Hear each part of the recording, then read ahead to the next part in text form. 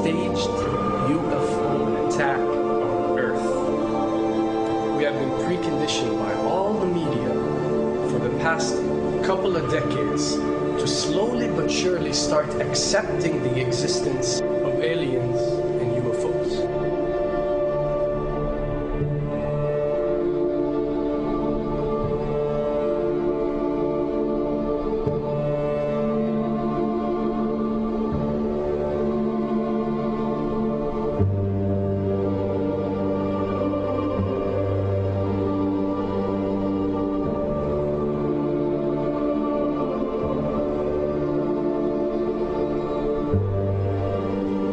I can tell you right now that 99% of every UFO sighting that has ever taken place has actually not been an unidentified flying object, because this has always been military technologies.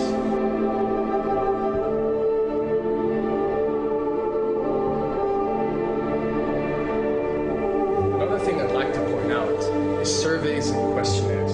You know, we get surveys and questionnaires all the time, sent out by the state or by the government or by our rulers and our officials and so on and so forth. Do you really think that these ruling powers care about what you think? Do you really think that they're waiting to ask you and receive your answer before making a decision? What happens with these questionnaires is that they are released. For example, what country do you think the US should attack next? And if it yields back results like 70% of the US population believe Iran is the next country that should be attacked, this is actually a study conducted for the effectiveness of the media propaganda that they are using. So when they get such results, they look at it and they be like, all right, amazing. Our media propaganda is working. We are purposely trying to manipulate people to think that Iran should be the next one. And check out the survey results. We're doing a great job in propaganda. That's what it's all about. And if the results come back and they aren't up to par, so let's say 20% want war with Iran and 80% want actual peace, they say, okay, so now we have to go and rework our media propaganda and make it more effective so these percentages change. Why am I saying this? Because of the UFO phenomenon.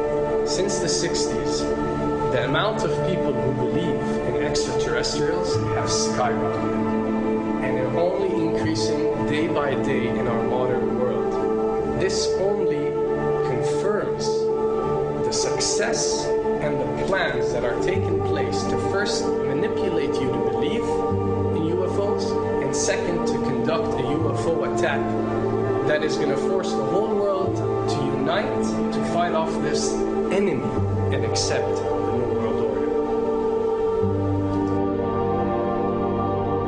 A former Canadian government official is warning we may be on the verge of intergalactic war, saying, quote, the Bush administration has finally agreed to let the military build a forward base on the moon, which will put them in a better position to keep track of the comings and goings of visitors from space, and to shoot at them if they so decide. I was introduced to the late Dr. Wernher von Braun, in the U.S., the father of rocketry.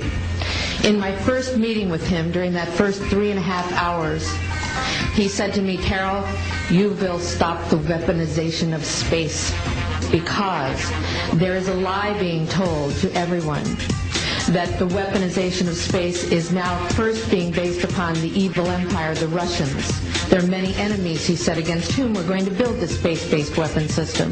The first of whom was the Russians, which was existing at that time. Then there would be terrorists. Then there would be third world countries. Now we call them rogue nations or nations of concern. Then there would be asteroids.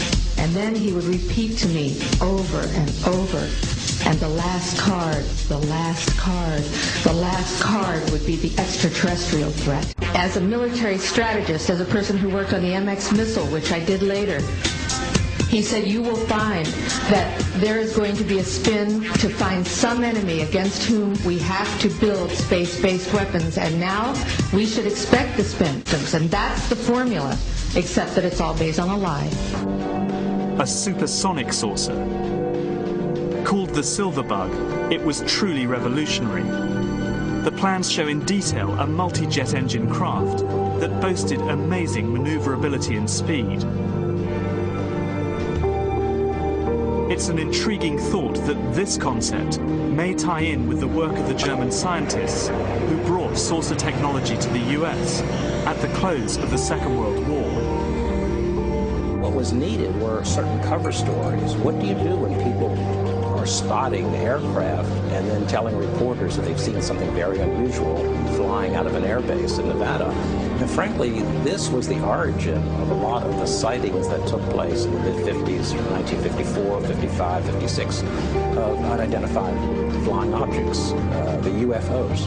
So the CIA was involved in encouraging people to believe that, yes, they saw UFOs, and the CIA and the military tried to be very helpful to reporters to get these stories out, to divert the attention of the country, and particularly the people in this region, about what they had actually seen. Mexican Air Force pilots capturing on videotape what are said to be 11, count them, 11 UFOs. The Mexican Air Force has released a video that some of you are going to find difficult to believe. A journalist says it shows images of UFOs tracking a Mexican military plane. So what's the truth about UFOs? The story of successive attempts to develop radically new forms of flight, conducted under the strictest secrecy, is inextricably bound up with our relationship with UFOs over the last 60 years. Whether it's Allied pilots buzzed by strange balls of fire in 1942 or the Roswell incident 5 years later, there is a strong case to be made that secret military technology offers a convincing explanation for many UFO stories. Anytime the government has secrets that they can keep from us, they can manipulate us by those secrets. In essence, they still remain 25 years at least ahead of us in technology, information, and knowledge, and secrets, and they are using them against us.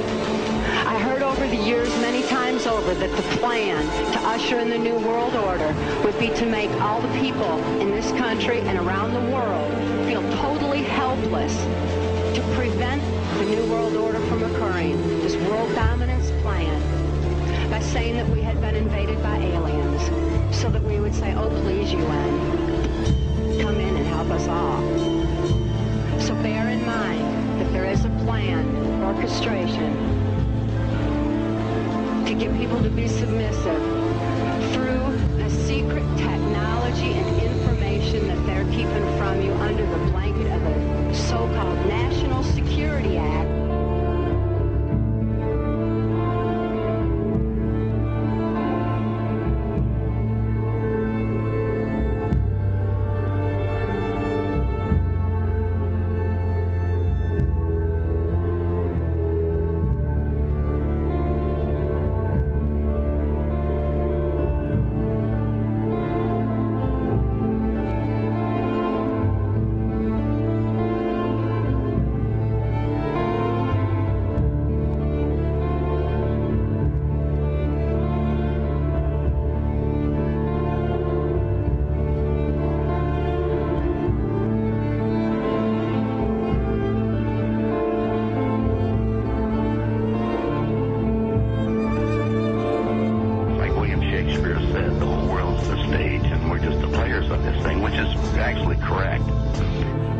Perhaps we need some outside universal threat to make us recognize this common bound. I occasionally think how quickly our differences worldwide would vanish if we were facing an alien threat from outside this world.